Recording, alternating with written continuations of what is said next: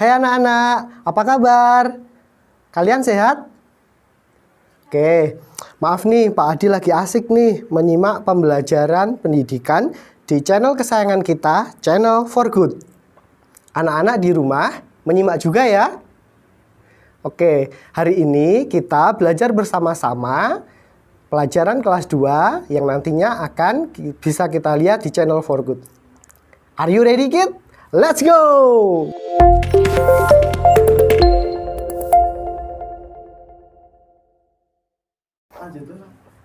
Assalamualaikum warahmatullahi wabarakatuh.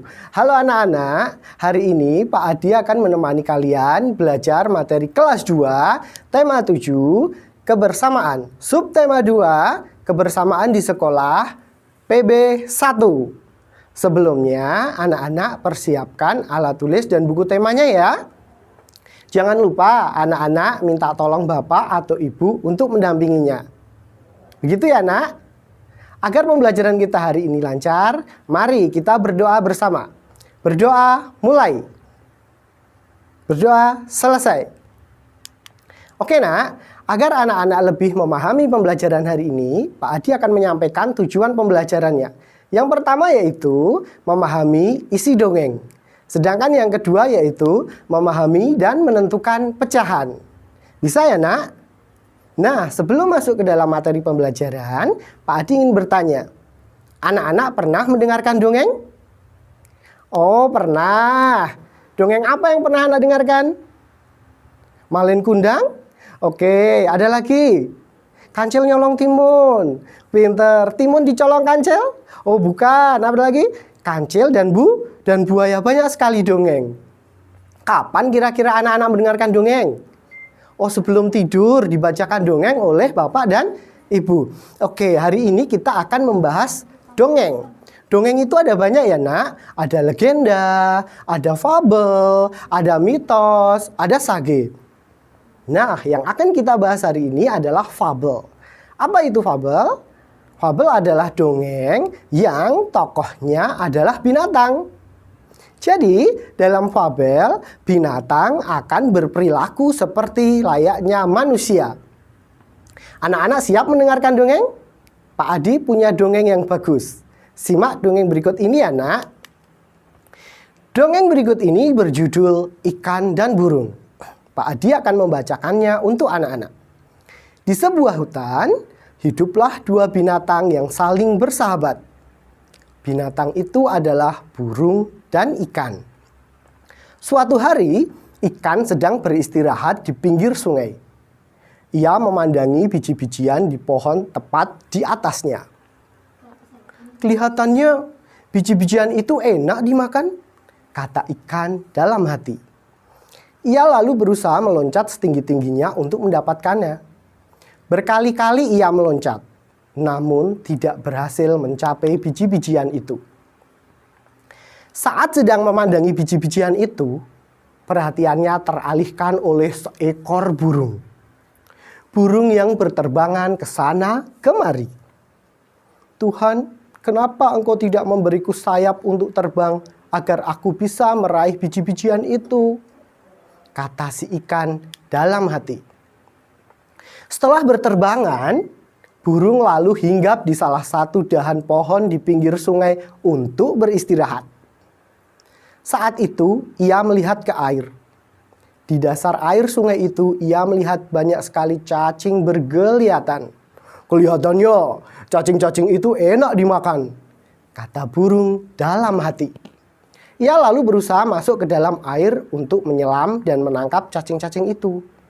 Namun ia tidak berhasil karena ia tidak bisa berenang. Kemudian perhatiannya teralihkan pada ikan yang sedang berenang di dalam air. Tuhan, kenapa Engkau tidak memberiku ekor dan sirip untuk berenang agar aku bisa meraih cacing-cacing dalam air itu? Kata si burung dalam hati. Akhirnya ikan dan burung saling tahu kesulitan masing-masing. Berkali-kali si ikan melihat burung yang menyelam ke air untuk mendapatkan cacing. Demikian pun si burung berkali-kali melihat ikan meloncat-loncat untuk mendapatkan biji-bijian. Lalu mereka berkenalan. Hei ikan, apakah kau menginginkan biji-bijian itu? kata burung. Benar, tetapi aku tidak bisa terbang untuk mendapatkan biji-bijian itu, jawab si ikan. Aku juga menginginkan cacing di dasar sungai, tetapi tidak bisa mendapatkan cacing-cacing itu, balas si burung. Bagaimana jika kau membantuku mengambil biji-bijian itu dan aku akan membantumu mendapatkan cacing-cacing di dasar sungai? Ajak si ikan. Wow, ide bagus. Aku setuju, sahut si burung. Akhirnya, ikan dan burung menjadi sahabat dan saling membantu. Nah, itu tadi fabel atau dongeng tentang binatang berjudul ikan dan burung. Anak-anak sudah menyimak ya? Oke, kalau begitu Pak Adi punya pertanyaan berkaitan dengan dongeng tadi, agar anak-anak lebih paham isi dongengnya. Ini dia pertanyaannya. Yang pertama, siapakah tokoh dongeng yang disampaikan oleh Pak Adi tadi? Ada yang tahu, tunjuk jari? Iya, betul, ikan dan burung. Oke, nomor 2. Di manakah tempat dari cerita tersebut? Ada yang tahu? Kita lihat jawabannya bersama-sama. Oke, jawabannya adalah di pinggir sungai. Pertanyaan nomor 3. Di manakah tempat hidup cacing yang akan dimakan oleh burung? Cacingnya ada di mana tadi? Masih ingat atau tidak? Oke, cacingnya ada di dasar sungai. Pinter sekali. Kita lanjutkan ke pertanyaan nomor 4. Burung ingin membantu ikan dengan cara... Ayo, siapa yang tahu anak-anak? Iya, caranya yaitu mengambil biji-bijian. Oke, nomor 5. Ikan ingin membantu burung dengan cara menangkap cacing. Pintar sekali. Kemudian pertanyaan terakhir, setelah ikan dan burung berkenalan, maka mereka titik-titik. Apa yang mereka lakukan, nak? Kita lihat jawabannya. Menjadi sahabat dan saling membantu. Pintar sekali. Tepuk tangan untuk anak-anak. Itu tadi kalian sudah memahami dongeng dengan cara menjawab pertanyaan sesuai dongeng. Lanjut ya, nak. Let's go. Nah, sekarang saatnya kita berdiskusi tentang hidup rukun. Kenapa hidup rukun? Karena dalam dongeng tadi menceritakan tentang kerukunan antara ikan dan burung. Mereka saling membantu.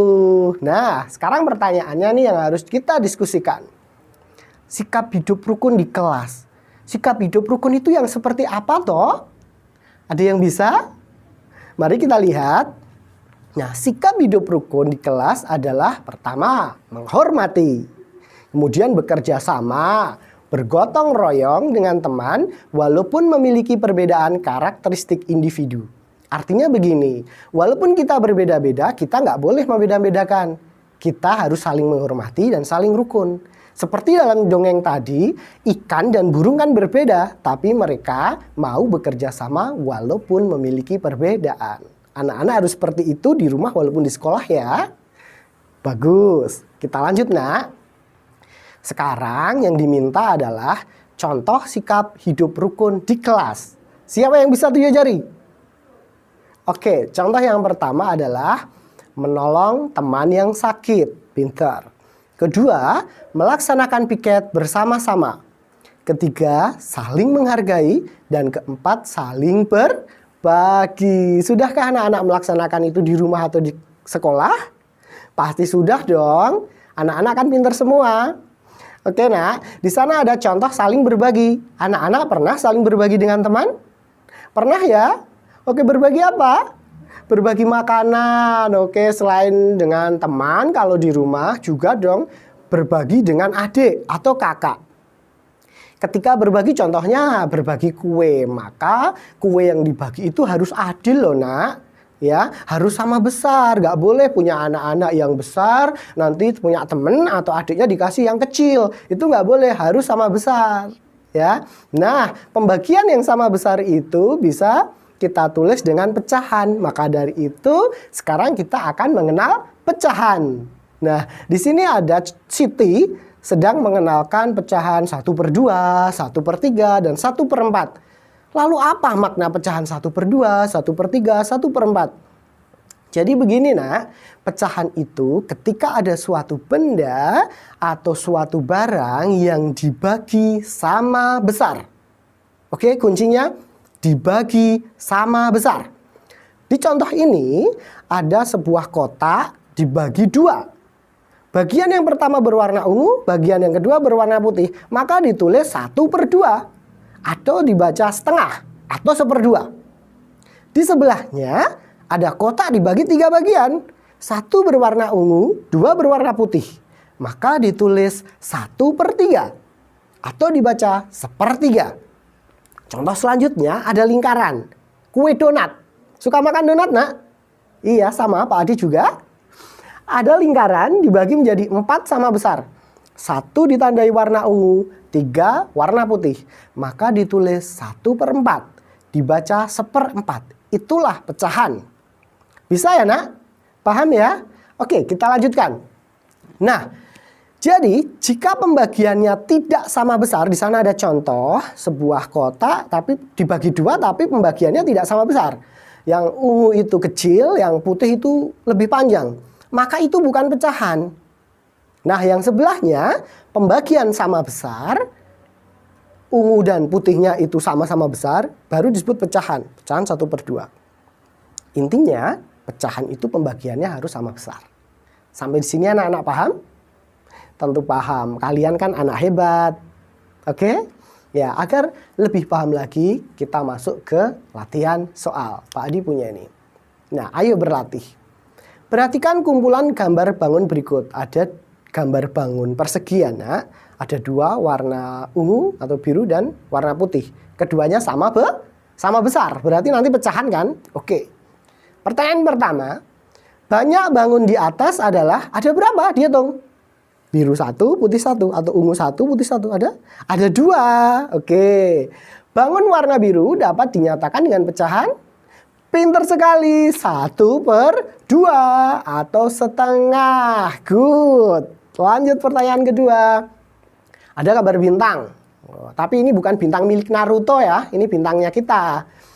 Perhatikan kumpulan gambar bangun berikut. Ada 3 bintang sama besar. Oke, sama besar. Banyak bangun di atas adalah, ada berapa banyaknya? 3. Oke, sip. Bangun warna biru dapat dinyatakan dengan pecahan. Birunya kan ada 1, sedangkan jumlahnya ada 3. Berarti pecahannya 1/3 atau 1/3. Paham ya nak?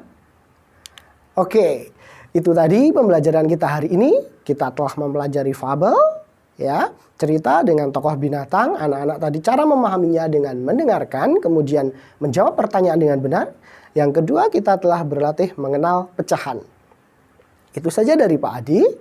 Ya, tetap semangat, belajar di rumah, jaga terus kesehatan, jangan lupa makan makanan bergizi. Pak Adi ingatkan, jangan lupa mengisi daftar hadir. Caranya yaitu ketik nama anak-anak di kolom komentar video berikut.